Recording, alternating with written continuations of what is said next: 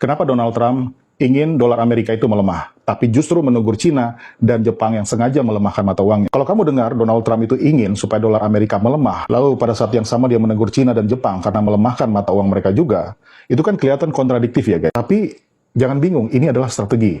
Trump melihat ada satu masalah besar nih, yaitu dolar Amerika terlalu kuat. Dolar yang kuat memang enak buat turis Amerika dan investor, tapi buat pabrik, buat ekspor, itu racun. Barang Amerika jadi mahal di pasar global.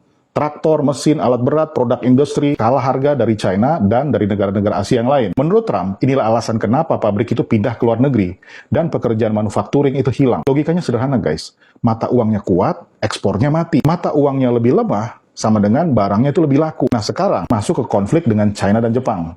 Trump itu menuduh China dan Jepang sengaja melemahkan nilai yuan dan yen supaya tetap lemah. Tujuannya satu, bikin barang mereka itu super murah di pasar internasional, termasuk di Amerika. Akibatnya apa? Barang-barang China masuk ke Amerika harganya murah banget. Barang-barang Amerika masuk ke China jadi mahal. Defisit perdagangan Amerika itu membengkak ratusan miliar dolar tiap tahun. Dan di mata Trump, ini bukan perdagangan bebas. Ini permainan curang. Makanya dia marah. Jadi ketika Trump bilang dolar Amerika juga harus melemah, itu bukan karena dia hipokrit. Itu upaya menyetarakan medan perang. Dengan dolar yang lebih lemah, ekspor Amerika jauh lebih kompetitif. Impor jadi lebih mahal. Konsumen dipaksa beli produk lokal. Dan manufaktur dalam negeri hidup lagi.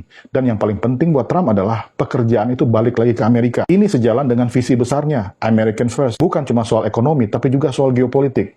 Ketergantungan pada Cina dianggap ancaman keamanan nasional. Namun, disinilah letak resikonya. Melemahkan mata uang bukan tanpa biaya, guys.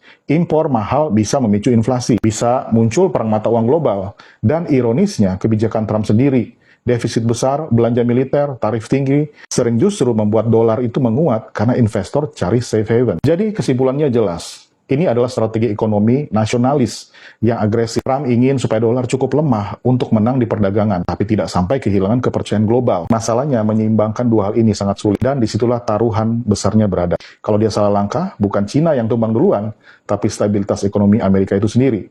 Bagaimana guys, menurut pendapat kalian? Ditulis di kolom komentar ya.